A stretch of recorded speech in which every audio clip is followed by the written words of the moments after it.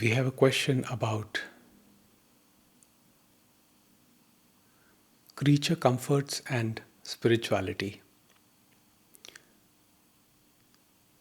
How creature comforts distract us from our true self. And my take on this subject is a little unconventional. So I just give it to you as a concept. And it is up to you how you interpret this concept. And the concept is this: creature comforts do not distract us from our true nature. It is the ignorance about the creature comforts that distract us from our true nature.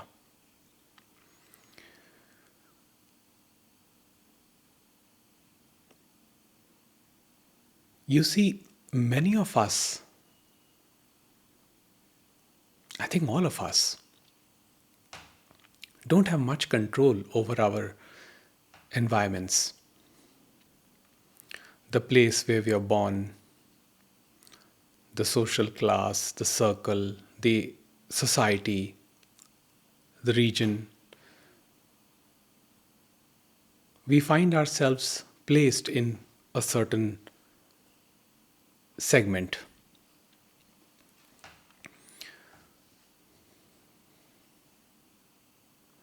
And usually, we try to compare ourselves from an idea, from a perception that we have created in our mind of what a spiritual person should be like. So we feel someone who's living with bare minimum, is always attentive, is always calm, free of anxiety. And while it is true, I would say in general it is true that people who have less are happier comparatively. But it is not necessarily always the case, because just as a rich man, a wealthy man, gets attached to his wealth and creates pride, even a poor man can get attached to his poverty and create pride. In both these cases, the pride is fake.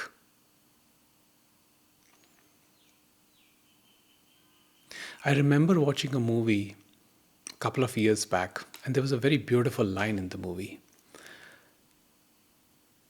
Now, in this movie, they show an honest officer, a dead honest officer, confronting the corrupt officials, his colleagues, people who he works with.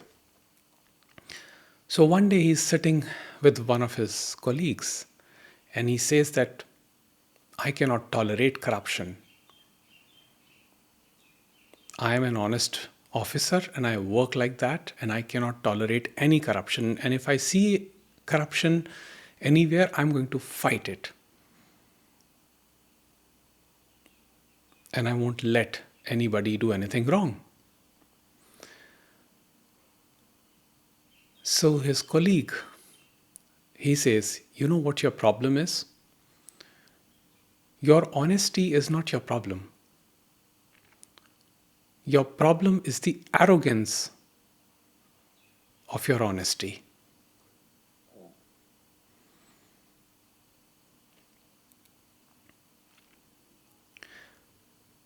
And so it can happen that even when we have less, sometimes we can get attached to less. We can get attached to our discomforts as we get attached to our comforts. But when we understand that the nature of material is fleeting, what is comfort today is there for a certain amount of period, and it may not be there tomorrow. When we operate from that understanding, the mind does not intervene, which means there is no thinking about it. Of course, let's say today you have all the creature comforts, you have a luxurious room, a car, and everything is you have accumulated. Or let's say that it has come to you. So enjoy it. Enjoy it while it is there. Now, when you truly understand the nature of these comforts, which means that they come with the trouble attached, you may have to compensate somewhere else. You may not get time for your family. You may not get time for yourself, for your own health. You may get criticism. People may be after you because you have excess. And some of them may want that excess from you. When you understand the total game of all this, of materialism, then it does not make any difference because your mind has already accepted it and it is at ease. You're already at what Buddha called the middle way. There is no one specific middle way for all human beings. Middle path is your own. Now, Buddha, he lived in luxury as Prince Siddhartha. But he saw that those comforts came with the discomfort. And that is spiritual awakening in my concept. He saw that they came with trouble. They came with unsatisfactoriness, pain. And when he saw real life, where there was old age, decay, death, disease, he saw this huge contrast between the world of illusion and what was happening out there. So, what he did, he went into the opposite extreme. He said, okay, I'm going to leave this life of richness and comforts and I'm just going to go in the opposite direction, into complete asceticism. And what happened? Even there he encountered the ego. The ego of excess and the ego of nothing. And he saw that it's the same thing. And that is why he ultimately came to this conclusion that a middle path is a better path. Now, many people were disappointed when he did that.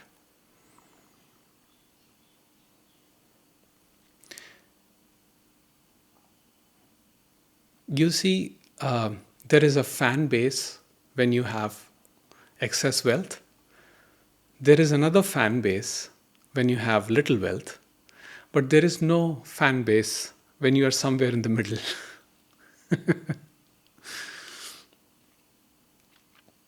But you see, that is true peace. Because that middle path comes with the acceptance that you're not in control of what accumulations happen today, what comforts happen today. Now, you may strive for comforts. And I think it is okay to live a comfortable life. There is no right or wrong about this. What is comfortable, what is uncomfortable, because it is going to vary from person to person. And again, it depends on the location, on the culture, on in which segment of the society you were born in, your background. All of those factors play into it. So your middle path is not going to be same as my middle path. The only way to know is that the middle path brings peace of mind.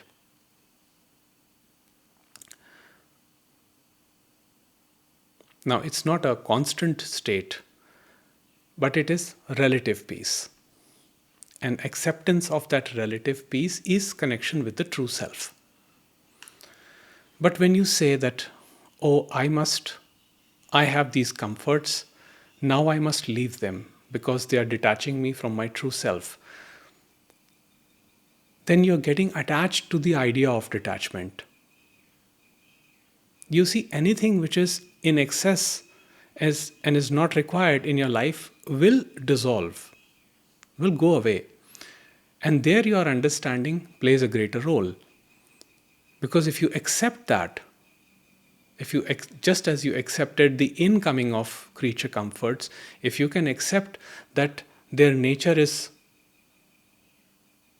impermanent and they will go, they may go, then there won't be any trouble. So you will enjoy in either case. But when you cling, like what they call in Buddhism, Trishna, Tanha, cling to the desire, the personal desire, where you see your sense of self in the objects that you accumulate, in the comforts that you accumulate. I am so and so. Therefore, I deserve this, I deserve that. That is when you get detached from your true self. But if you know that you're neither of these, you're simply the being which is free, which is liberated, then automatically the mind will adapt to a middle path. And your middle path will be your understanding. It will not be brought about through what I say or through what others say. It will come about through your personal experience. When you will encounter life, you will get to know what you are comfortable with and what you're not comfortable with, what brings you peace and what does not bring you peace. So never go on an idea of anybody telling you what level of comfort you require. Because nobody will be able to answer that. Only you know how many comforts you require, what you require in your daily living. If you follow someone else's idea, you will live in constant guilt, because then there will be others who would be telling you that you are living in excess and you shouldn't live in excess because of spiritual reasons or this reason, that reason. The most important thing is what brings you peace, not what should or should not be. So if you have, let's say, a fancy car, examine your relationship with that car. Observe how your sense of self is invested in that car. Now, if your sense of self in that car is low, you will have less pain if the car is damaged or if it is not there tomorrow. But if your sense of self is totally invested in that car, then of course you have detached from your true nature, which is peace, and there will be suffering. If you get attached to the idea that you must remove all comforts from your life and live an uncomfortable life in order to attain something, that is also ego. That will also take away peace. You see, you cannot fight your own nature. You cannot abruptly change your environment. Now, in some cases that happens. Some people's environment drastically changes. But in general, most people more or less remain in their environments. So the peers and fakirs and saints and sages of the olden times were dressed in a particular way because it was their environment. They lived in less because in those days there weren't so many gadgets, so many devices. But you see, in this modern day,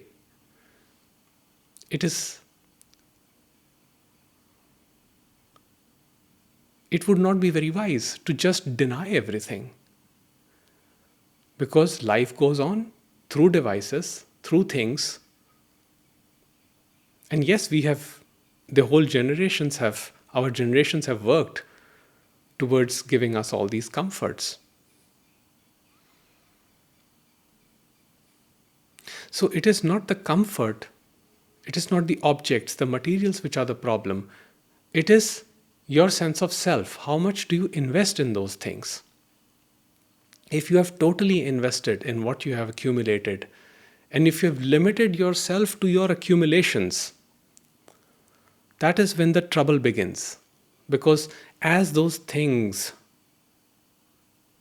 move away from your life, or are taken away from your life, that will cause pain.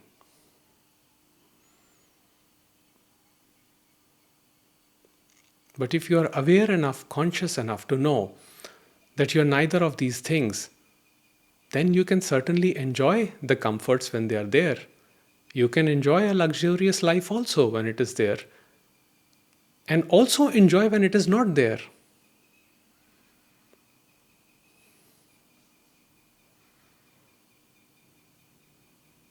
You're never detached from your true self, because that is where everything begins. All perceptions begin there. It is only the thought which creates this separation. It is only this misunderstanding about material. Material is not problem. In fact, I would say material and spiritual are one, because they are all in consciousness.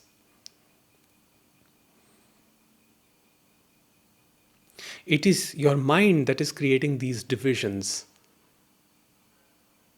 And those divisions are created by borrowed ideas. Borrowed ideas could be that luxury is bad, this is bad, that is bad.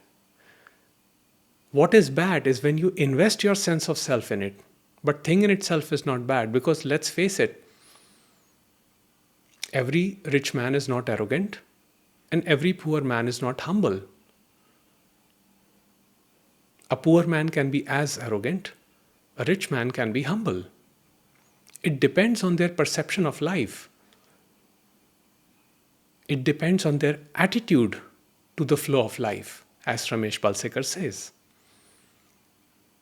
If they accept life in its total impermanence, in its total change, it does not matter what comes and what goes. So they don't get attached to material comforts, to objects, to things, even to people. Does that mean if things get taken away from them, do they not feel pain? No, they do feel pain. Of course, if a comfort goes away, one will feel pain. I mean, it's cold here.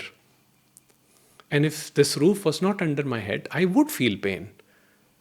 But will I create a story around it and curse my life and say what a horrible life I'm living and live in constant suffering? Not at all. There will be new adjustments.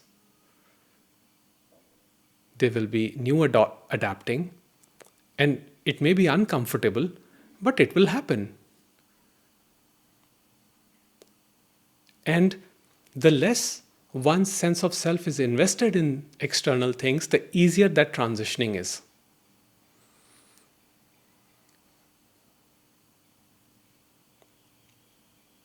But when we are running, we are clinging for things. When we are saying that I cannot do without this or do without that, when we have formed strong identifications with comforts, with things, with objects, then the suffering happens. And that suffering teaches us that what we need, what we truly need, is here within us and not outside in the external world. Middle path is your subjective understanding. Nobody can tell you what your middle path will be. But you will notice one thing, and I would say this, that as one goes deeper into their essence and gets a taste, a glimpse of their true nature, one does learn to live with less and less. There is usually less demand from the world, less demand for comforts, less demand for objects. But there's no arrogance about it, there's no fake pride about it. There's no judgment towards those who have more, and neither towards those who have less.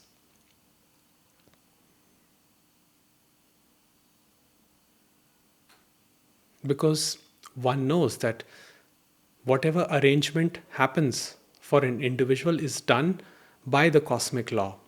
It is planned by the universe and not me, not my idea of what they should be like.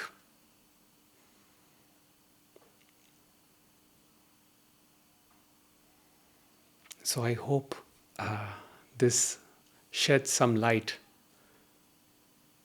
Overall, the concept is that it is your mind which is at play here, which is most important. Your attitude towards the flow of life, towards things, and not the objects themselves. So, there's no point blaming the object. Examine your own mind. Let the observation happen, and the clarity will come. It is only through observation that one discovers their middle path. There is no universal one middle path. But yes, Buddha gave us guidelines which are important, which are very beneficial, and one can certainly refer to it through the Eightfold Path. But again, it is subjective. So, all in all, you cannot be detached from your true self. It is just your mind which creates this illusion that you have detached because you experience pain, and that's when we say that we have detached. We are detached from our true self. And it is a concept only because we never truly get detached. Because we were never attached, it's all one. You see? There's a beautiful line I was reading today from Ramana Maharshi. And he says, you cannot have any relationship with God as a subject object because God alone exists.